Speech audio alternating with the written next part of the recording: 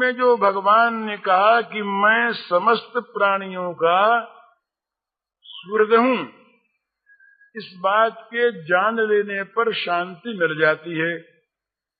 तो अगर हम जान लेते भगवान की हम पर बिना कारण अहेतु की कृपा है, भगवान हम पर अकारण स्नेह करते हैं, ये बात हम जान लेते तो क्या होता, हम उनके चरणों पर लुट पड़ते। स्वाभाविक भगवान ने ये कहा श्रीमद् भगवद गीता में, जो मुझे पुरुषोत्तम जान लेता है वो सब प्रकार से मुझे ही भजता है। सर्वविद भजति माम सर्वभावेन भारत।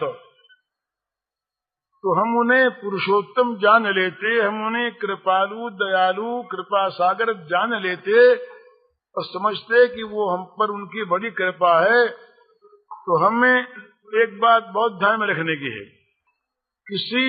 किसी भी अपने से बड़े अपने से महान शक्ति वाले के प्रति अगर हमारा विश्वास हो जाए कि वो हमारा है, उसकी हम पर बड़ी कृपा है, बड़ा उसका स्नेह हम पर है, तो स्वाभाविक चिंता और भय दूर हो जाते हैं। और ये स्वयं भगवान कहते हैं। तो चिंता और भय भगवान को अपने ऊपर कृपा करने वाला मानने पर भी यदि रहते हैं, चिंता और भय रहते हैं, तो स्वाभाविक सिद्ध होता है कि भगवान हम पर कृपा कर रहे हैं, कृपालु हैं। इस बात को हमने जाना नहीं, सुना है, पढ़ा भी है, पर जाना नहीं। जानने के बाद तो स्वाभाविक प्रभाव होगा। तो आपके पहले प्रश्न का उत्तर सहज में ये है सीधा कि भगवान की कृपा को हमने जाना नहीं, उस पर विश्वास नहीं, यही हमें दृष्टि न मिलने में, कृपा का ठीक ठीक लाभ न मिलने में बाधा है, कारण है। दूसरी बात रही महात्माओं की। तो यद्यपि महात्मा अकारण कृपालु होते हैं, पर महात्माओं की बात तो मैं इसलिए नहीं कहता, यहाँ पर आप लोगों में भ्रम हो रहा है, कईयों में, सबको तो नहीं है कि ये महात्मा है। और अब मैं कहीं महात्मा की महिमा कहूं तो मैं मेरी महिमा कहूंगा आपसे प्रकारांतर से, चाहे नाम में नारद जी का लूं, नाम सुखदेव जी का लूं, समझे। तो इसलिए उस रूप में तो कहना नहीं है, लेकिन महात्माओं की महिमा ये बता देनी है आपको कि ऐसा सुना है मैंने, यदि हम किसी महात्मा को ठीक ठीक महात्मा मान लें और वो यदि महात्मा है तो हम महात्मा हो जाएंगे।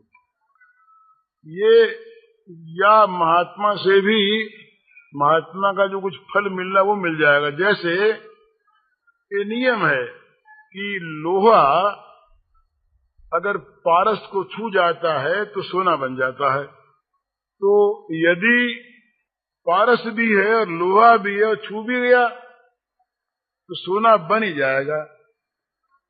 उसमें अगर सोना नहीं बनता तो तीनों में कोई न कोई कसर कहीं पर है। हम जिसको महात्मा मानते हैं वो चाहे महात्मा नहीं है, और हम अपने को लोहा मानते हैं अधिकारी, हम चाहे वो लोहा नहीं है या हमारा स्पर्श नहीं हुआ है। ये एक सहज युक्ति है कि महात्मा भी हो और महात्मा का स्पर्श भी प्राप्त हो जाए, और हम महात्मा को महात्मा मानते भी हों और हमारा ये लोहापन दूर न हो जाए, ये होता नहीं। इसलिए वहां पर भी यही बाधा है कि हमने महात्मा को महात्मा या तो समझा नहीं, और या जिसको महात्मा मानते वो महात्मा है नहीं, और या हमने उसका स्पर्श किया नहीं। तो जंग उतारना पड़ेगा, जंग उतारना होगा। वो जो जंग ही व्यवधान हो गया बीच में, तो स्पर्श नहीं होने दिया। तो ये, और फिर आप लिखते हैं कि तिल की आड़ में पहाड़ कैसे बताया, तो ये तो बिल्कुल सीधी बात है। जब भगवान कहते हैं कि मुझको सुहृद मानते ही शांति मिल जाएगी, तिल जैसी बात है, और शांति हमें मिलती नहीं तो हमने उनको माना नहीं। मान लेंगे तो मिल जाएगा। भगवान की तो कृपालु